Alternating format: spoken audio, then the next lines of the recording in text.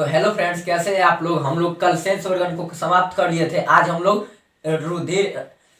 रुधिर और परिसंचरण तंत्र के बारे में आज हम लोग अध्ययन करेंगे, यानी देखेंगे। ठीक, रुधिर और परिसंचरण तंत्र यानी ब्लड एवं सर्कुलेटरी सिस्टम, ठीक, उसके बारे में हम लोग आज अध्ययन करेंगे। मैं फिर से एक बार बता देना चाहता हूँ कि ये जो हम लोग ये जो कोर्स हम लोग कर रहे हैं, ठीक, ये हम लोग का बेसिक है। ठीक, बेसिक है यानी एकदम छोटी से छोटी। अभी मैं आप लोग को बायोलॉजी से परिचय करा रहा हूँ कि हाँ, बायोलॉजी में हम लोग को ये सारी चीज हम लोग को पढ़ना है। ठीक, बायोलॉजी में हम लोग 1 मार्च से एक बार मैं बताया था, ठीक, लेकिन फिर से मैं बता देता हूँ कि 1 मार्च से हम लोग लेकर आएंगे बेसिक टू एडवांस कोर्सेज, यानी एडवांस लेवल तक हम लोग पढ़ाएंगे। ठीक, छोटी से छोटी चीजों को कवर कराएंगे और बड़ी से बड़ी चीजों को हम लोग उसमें कवर कराएंगे 1 मार्च से। ठीक, हम लोग का ये जो नया चैप्टर हम लोग का शुरू होने वाला है, ब्लड एवं सर्कुलेटरी सिस्टम। ठीक, तो हम लोग जान लेते हैं ब्लड के बारे में, यानी रुधिर के बारे में, यानी खून, जिसको खून कहते हैं। ठीक, खून कहते हैं जिसको, इसको।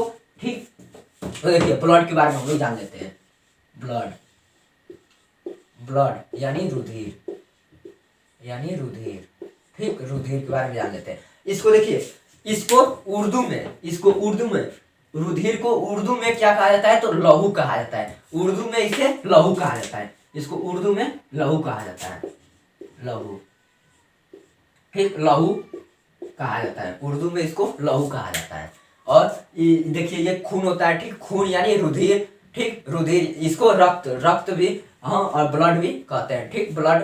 ठीक, अब देखिए ये जो ब्लड है यानी रुधिर है, जो ये संयोजी उत्तक होता है। ये कौन सा उत्तक होता है, तो संयोजी उत्तक। मैंने उत्तक में बताया था कि संयोजी उत्तक में क्या आते हैं, तो रक्त आते हैं, यानी ब्लड आता है। ठीक, ये संयोजी उत्तक क्यों है, क्योंकि ये हमको कनेक्ट, मतलब हमारे शरीर में क्या करता है, ये कनेक्ट कर रखता है। ठीक, कनेक्ट कर रखता है। ये हमारे शरीर में सारे जगह क्या होता है, दौड़ता रहता है। ठीक, दौड़ता रहता है, यानी ठीक, दौड़ता रहता है। ठीक, तो क्या करता है, ये कनेक्ट, हमारे शरीर को क्या करता है, कनेक्ट कर रखता है, यानी संयोज करके रखता है। तो जिसकी वजह से हम लोग क्या कहते हैं, इसको संयोजी उत्तक भी, ब्लड को क्या कहते हैं हम लोग, संयोजी उत्तक कहते हैं। ये क्या है हम लोग का, संयोजी उत्तक।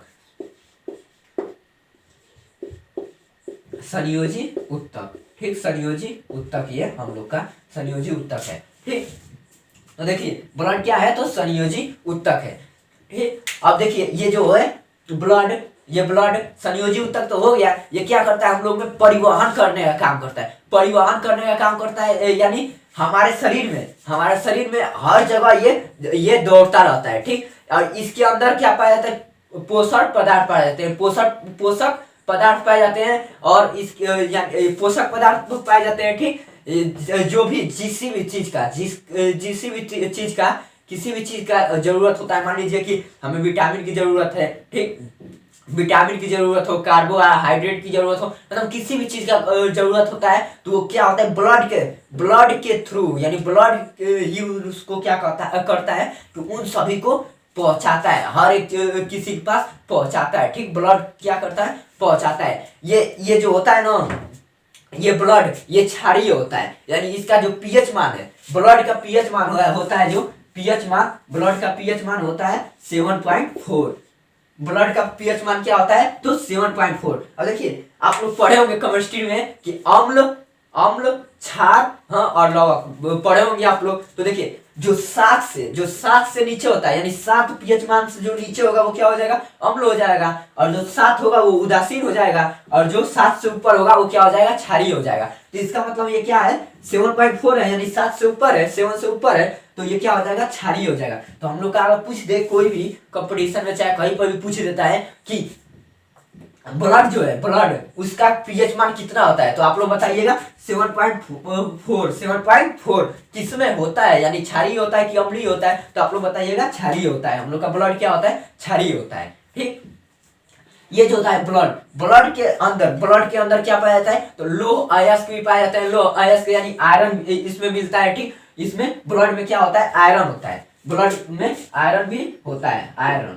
ठीक, आयरन होता है। उसके बाद से इसमें पाया जाता है हीमोग्लोबिन। ठीक, इसमें पाया जाता है हीमोग्लोबिन, जो क्या करता है कि ऑक्सीजन का क्या करता है, संवहन करता है, यानी ऑक्सीजन को संवहन करता है। ठीक है, हमारे शरीर में ऑक्सीजन को क्या करता है, पहुंचाता है। ठीक, संवहन करता है। हीमोग्लोबिन जो ब्लड में पाया जाता है, हीमोग्लोबिन। हीमोग्लोबिन, हीमोग्लोबिन, हीमोग्लोबिन, ठीक, हीमोग्लोबिन पाया जाता है। अब ये भी पूछ देता है कभी कभी ना, मान लीजिए कोई भी क्वेश्चन पूछ देंगे, ठीक, कोई भी पूछ देगा कि देखिए जो रक्त है, रक्त उसका लाल रंग किसके कारण होता है, कोई भी पूछ सकता है। मान लीजिए कि ब्लड का लाल रक्त किसके कारण होता है, लाल रंग किसके कारण होता है, कलर किसके कारण होता है लाल, तो आप लोग बताइएगा हीमोग्लोबिन के कारण। हीमोग्लोबिन के कारण क्या होता है कि लाल रंग, यानी जो ब्लड है उसका रंग क्या होता है, लाल होता है, ठीक। और हीमोग्लोबिन, ये हीमोग्लोबिन जो है ना, ये देखिए लड़कियों में कम पाया जाता है और लड़कों में ज्यादा पाया जाता है। इसीलिए आप लोग देखे होंगे ना, जब लड़कियां धूप में निकलेंगी यानी घाम में जब निकलेंगी ना, तो क्या जब जाएंगी तो क्या होगा कि खूब चक्कर आ जाएगा और गिर जाएंगी, वहीं पे गिर जाएंगी। तो क्या होता है कि हीमोग्लोबिन की मात्रा क्या होती है, कम होती है, और जिसकी वजह से क्या होता है, लड़कियों को सबसे ज्यादा चक्कर आता है, ठीक, और लड़कों को चक्कर उतना नहीं आता है। कभी आप लोग देखे होंगे कि लड़कों को वो चक्कर आते हुए कभी देखे हैं, हाँ, कभी कभी कुछ कंडीशन आ जाते होंगे तो जिसकी वजह से उन लोगों को चक्कर आता है, लेकिन लड़कियों को अक्सर आता है चक्कर, कई को ढिमलाती है लड़कियां, ठीक, लेकिन लड़के वैसे नहीं होते, क्योंकि हीमोग्लोबिन लड़कों में ज्यादा होता है और लड़कियों में क्या होता है, हीमोग्लोबिन कम होता है। अब देखिए ये जो हीमोग्लोबिन है ये क्या करता है, तो परिवहन करने का, संवहन, यानी जो ऑक्सीजन है उसको क्या करता है, रक्त में मिलाता है और रक्त उससे वो सारे शरीर में ले जाता है, ठीक, ले जाने का काम करता है। और ये ब्लड का लाल रंग किसके कारण होता है, तो हीमोग्लोबिन के कारण होता है, ठीक। अब आते हैं हम लोग कि ये जो संयोजी ऊतक है, ठीक, संयोजी, देखिए जो ये रुधिर है ये क्या होता है, शरीर में दौड़ता रहता है, आएगा और जाएगा, ठीक, दौड़ता रहता है, ठीक, दौड़ता रहता है। अब मान लीजिए कोई भी चीज, आप ही लोग हैं, अगर दौड़ेंगे तो क्या होगा, पसीना आएगा, यानी ऊर्जा आप लोग में उत्पन्न होगी। तो वैसे ये जब दौड़ता है ना, रक्त आता है और जाता है, तो क्या होता है, इसमें एक ऊष्मा उत्पन्न होती है, इसमें एक ऊष्मा उत्पन्न होती है, जिसकी वजह से आप लोग को पसीना भी जिसकी वजह से आता है, ठीक। इसमें जब ताप इसमें आएगा, ठीक, जब ताप आएगा तो क्या होगा, आप लोग को पसीना भी इसी की वजह से आता है, ठीक। और भी मतलब कारण है, जैसे कि त्वचा में जो होता है स्वीट ग्रंथि, उसके बारे में मैं बाद में बताऊंगा, लेकिन ये जान लीजिए, ठीक, कि पसीना, मान लीजिए ताप जब बढ़ेगा तो पसीना आएगा ही, तो उसके वजह से भी पसीना आता है। ऐसे ऐसे रगड़ेंगे तो क्या होता है, ऐसे रगड़ेंगे तो क्या होता है, आप लोग का हाथ गर्म हो जाएगा। ये केमिस्ट्री और फिजिक्स में है घर्षण बल, ठीक, उसके बारे में भी पढ़ोगे। तो मान लीजिए इसको रगड़ेंगे तो क्या होगा, ये गर्म हो जाएगा। वैसे ही ये जब रगड़ रहा है तो दौड़ रहा है तो यह क्या हो रहा है, गर्म हो जा रहा है। वैसे ये ब्लड है जो दौड़ता आता है और जाता है, जिसकी वजह से ये गर्म हो जाता है, ठीक, रक्त गर्म हो जाता है, ठीक। अब देखिए जो रक्त का ना, आप लोग से पूछ देगा कि रक्त का जो प्रेशर होता है, यानी दाब, रक्त दाब कितना होता है, तो 120 से 80 होता है, ठीक।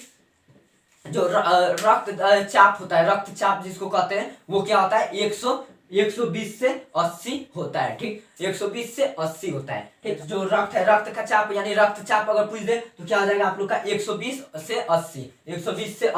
हाँ, एक चीज और पूछ लेता है आप लोग का कि ये जो ब्लड है यानी रुधिर का अध्ययन क्या कहलाता है, यानी ब्लड का अध्ययन क्या कहलाता है, तो आप लोग बताइएगा सेरोलॉजी, ठीक, सेरोलॉजी, ठीक, सेरोलॉजी, हाँ, सेरोलॉजी, ब्लड का अध्ययन सेरोलॉजी, ठीक। और एक अध्ययन होता है, मान लीजिए ब्लड का 2 अध्ययन होते हैं, दो टिप से, ठीक। एक होता है हेमेटोलॉजी, एक होता है आप लोग का हेमेटोलॉजी और एक होता है आप लोग का सेरोलॉजी में भी अध्ययन करते हैं ब्लड का, और हेमेटोलॉजी में भी क्या करते हैं हम लोग, ब्लड का अध्ययन करते हैं। अब देखिए ये जो ब्लड है, ये पूछ देता है कि मान लीजिए ब्लड हम लोग के शरीर में ब्लड कितने पाए जाते हैं, ठीक, ब्लड कितने पाए जाते हैं, तो हम लोग के शरीर में, यानी देखिए पुरुषों में कितने पाए जाते हैं, तो 5 पॉइंट पूछ दे कि अगर पुरुषों में कि रक्त की मात्रा कितनी होती है, मात्रा कितनी पाई जाती है, अगर पूछ दे कि पुरुषों में रक्त की मात्रा कितनी पाई जाती है, तो आप लोग बताइएगा 5.5 लीटर, ठीक, 5.5 लीटर, ठीक, ये पुरुषों में पाई जाती है। और अगर पूछ दे कि महिलाओं में रक्त का मात्रा मतलब कितना पाया जाता है, तो आप लोग बताइएगा 5 लीटर। ये जो होता है महिलाओं में 5 लीटर और पुरुषों में 5.5 लीटर ये रक्त पाए जाते हैं। देखिए 5.5 लीटर यानी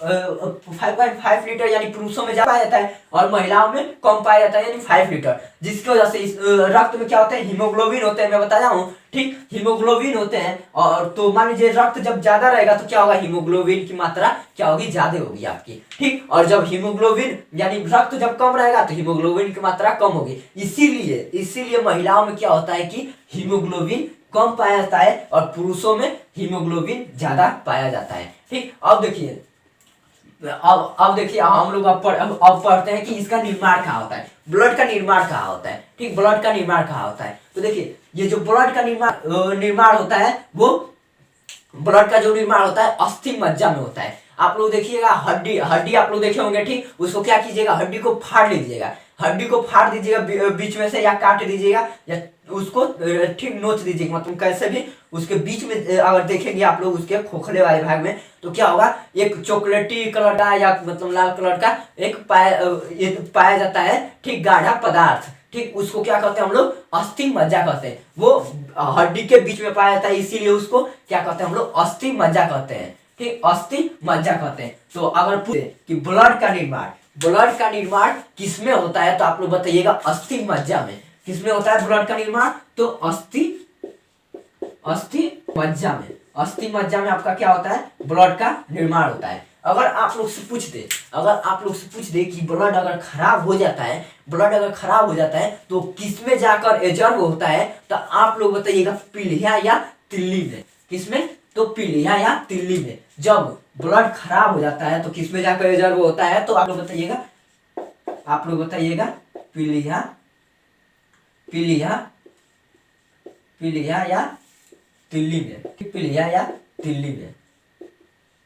या तिल्ली में। ये आप लोग का ब्लड जो खराब हो जाता है उसमें जाके एजर्व होता है।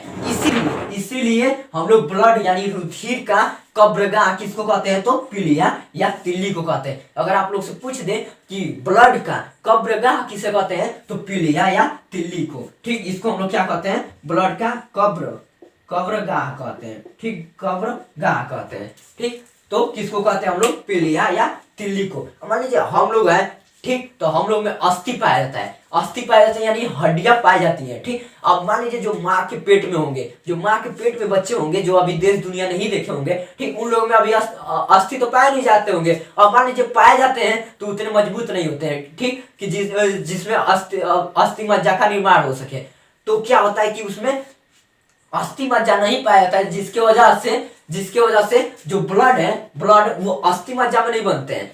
जो भ्रूण होते हैं, जिनको भ्रूण कहते हैं, यानी माँ के जो पेट में बच्चे होते हैं उनको क्या कहते हैं हम लोग, भ्रूण कहते हैं। तो वो क्या होता है, उन लोगों में अस्थि मज्जा तो पाया नहीं जाता है। तो उन लोगों में अगर पूछे कि ब्लड यानी रुधिर का निर्माण कहाँ होता है, तो आप लोग बताइएगा यकृत में। अगर उन लोगों में पूछे आप लोग का कि ब्लड का निर्माण कहाँ होता है, तो आप लोग बताइएगा